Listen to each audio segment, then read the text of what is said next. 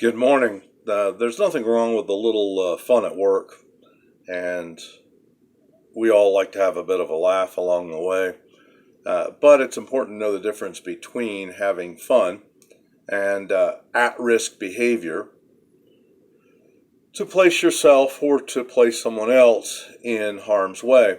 Uh, I'm going to talk to you about a particular incident which occurred where a man was killed as a result of horseplay. A man who was crushed by a refrigerator.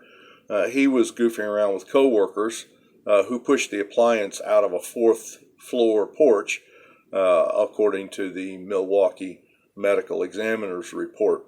The dead man was identified as Rafa Chamura. He was 33. He was of Franklin, Wisconsin. So, according to the report, Chamura and 11 others were cleaning and rehabilitating the campus community apartments, which was a 16-unit apartment in Milwaukee, and the accident occurred.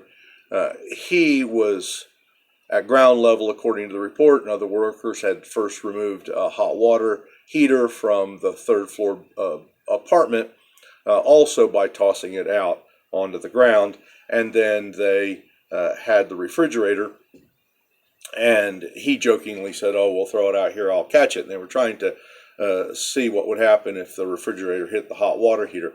He got distracted by one means or another. There was a discussion about whether it was his cell phone or what happened, but the net result of that was that it crushed him and caused him to have severe head trauma, and he survived by his family.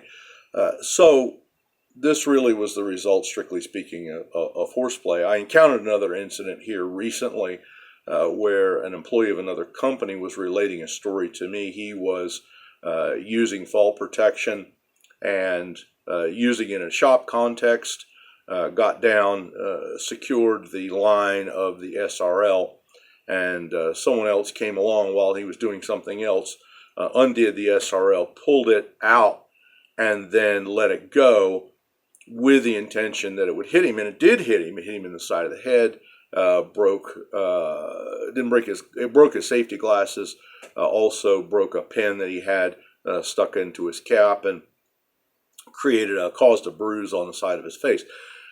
What really disturbs me in this discussion is that nothing really was done. There was no disciplinary action taken by the management to discipline the individual who engaged in this horseplay, which actually caused an injury to someone else. This is the kind of thing you don't want to engage in yourself, and you don't want to allow to be happening on your job site, because it's just a setup for disaster. And all sorts of things can happen, from the example I gave at the beginning to the example I gave a little later on. There's all sorts of injuries which can occur when we bring horseplay into the workplace. So today, I just want you to be aware of that. I want you to think about it yourselves, and curb your natural tendency to engage in the kind of practical joking that's going to potentially cause harm to someone else or yourself even, perhaps. So thanks for your time, and we'll talk again, all being well. Thanks.